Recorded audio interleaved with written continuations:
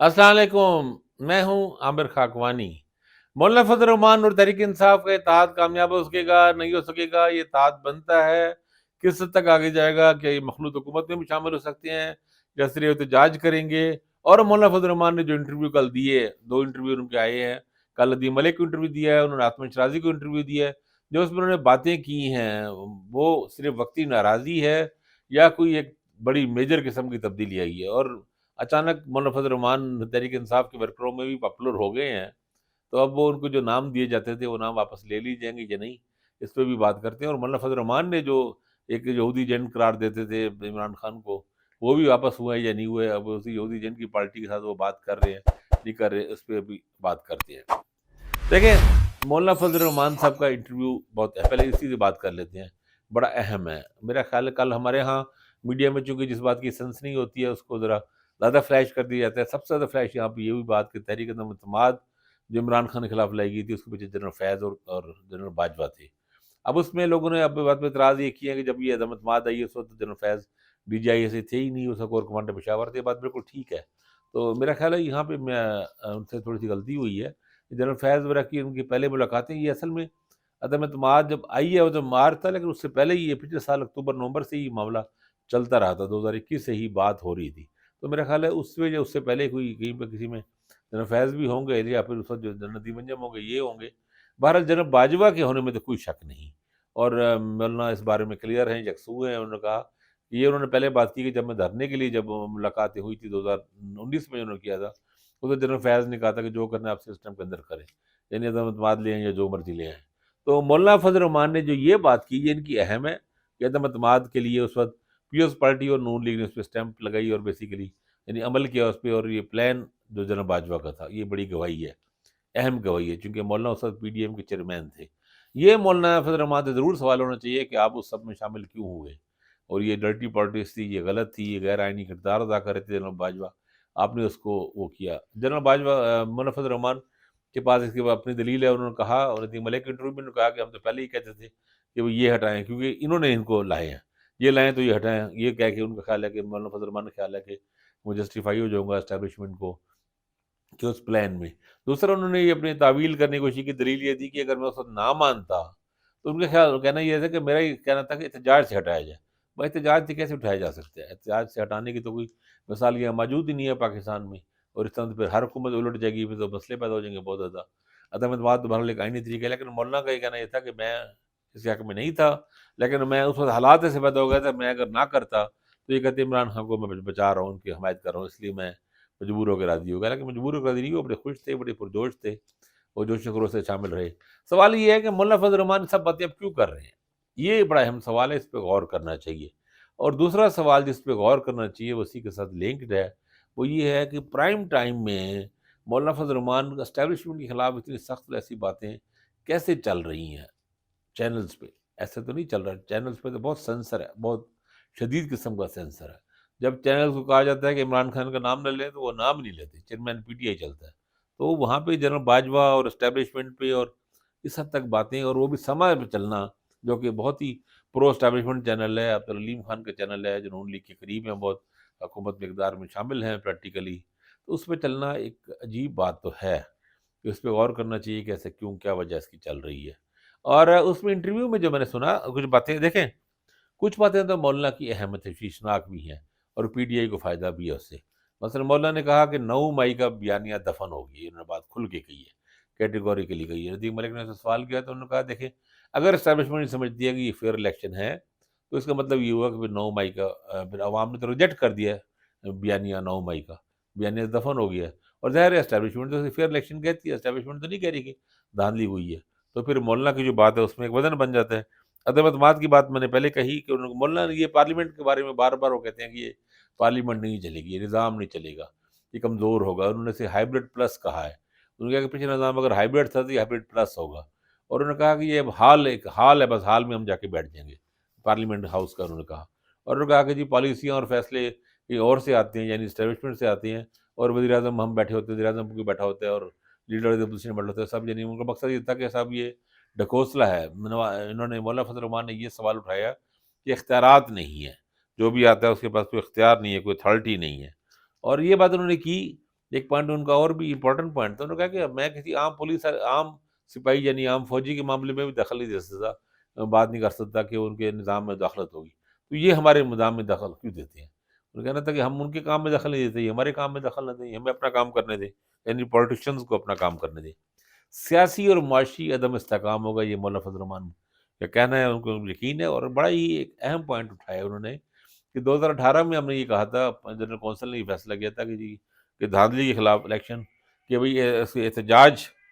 تحریک چلائی جائے اور یہ کہ نہیں مطالبہ کے تحت الیکشن کرایا جائے۔ اب وہ کہہ رہے ہیں کہ ہم اپنی جنرل کونسل کے سامنے یہ سوال رکھنے جا رہے ہیں، کیا ہم پارلیمانی سیاست چھوڑ دیں یا پارلیمانی سیاست کریں یا نہ کریں؟ مطلب یہ ہے کہ بطور ایک مذہبی دینی جماعت کی، ایک بڑی جماعت کے، وہ یہ سوال اٹھا رہے ہیں کہ کیا ہمارے لیے کوئی اسپیس بھی ہے الیکشن کرنے کی؟ یہ بڑی اہم بات ہے، کیونکہ مولانا کی جو کانسٹیٹوئنسی وہ پہلے ہی دباؤ اس بات کا ہے، جو ملیٹنٹ تنظیمیں ہیں، وہ ابھی بیٹے دونوں بھی کھاتا ہے ایک ملیٹنٹ تنظیم کا، دہشت گرد تنظیم کا، جو یہ کہتے رہے کہ جمہوریت ایک کفر ہے اور یہاں تو کچھ نہیں ملنا تو ہمارے ساتھ شامل ہوں۔ تو مولانا فضل الرحمان کا یہ گانا بہت سنگین ہے، اس پہ سنجیدگی سے غور کرنا چاہیے کہ یہ بات جو اہم یہ نہیں ہونی چاہیے کہ پارلیمانی آپ سیاست ہی نہ کریں۔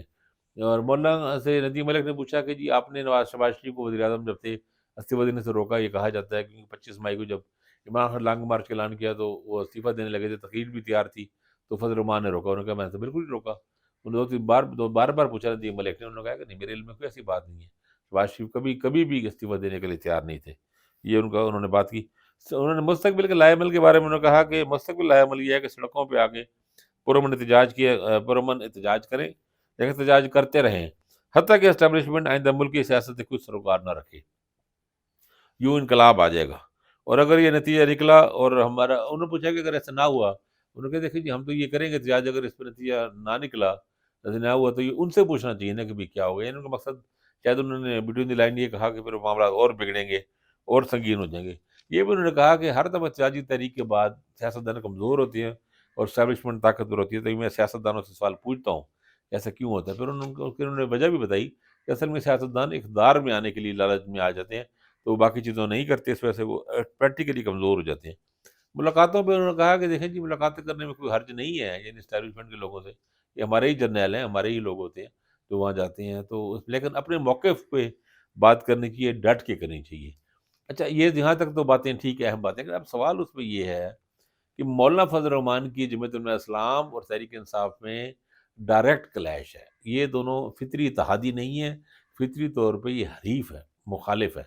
کیونکہ مولانا کی اصل سٹرینتھ جو ان کی جگہ ہے، جو ان کی آبائی سیٹ بھی ہے، وہ ڈیرہ اسماعیل خان کی ہے اور کے پی کی ہے۔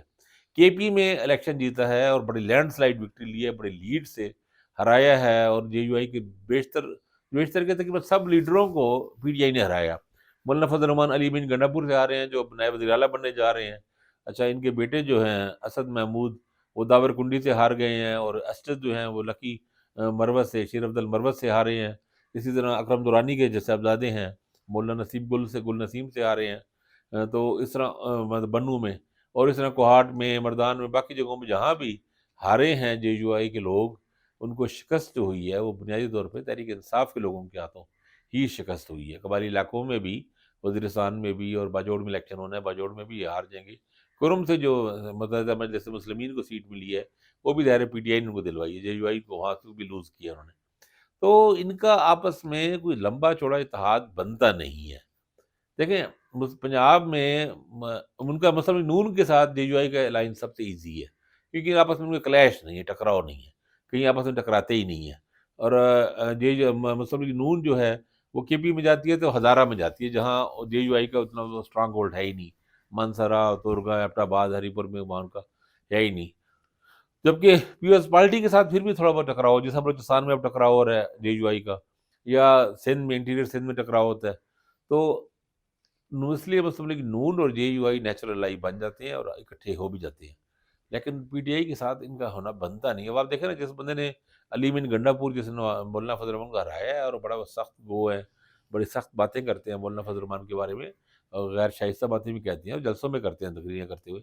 اسی علی بن گنڈا پور کو وزیر اعلیٰ کیسے مولانا فضل الرحمان قبول کر پائیں گے؟ یہ آسان نہیں ہے۔ اور پھر دوسری بات یہ ہے کہ انہوں نے جو الزام لگایا ہے دھاندلی کا، وہ ان کا کہنا ہے کہ پی ٹی آئی کے لوگوں کو جتوایا گیا ہے۔ اب یہ عجیب بات ہے، پی ٹی آئی کے لوگوں کو،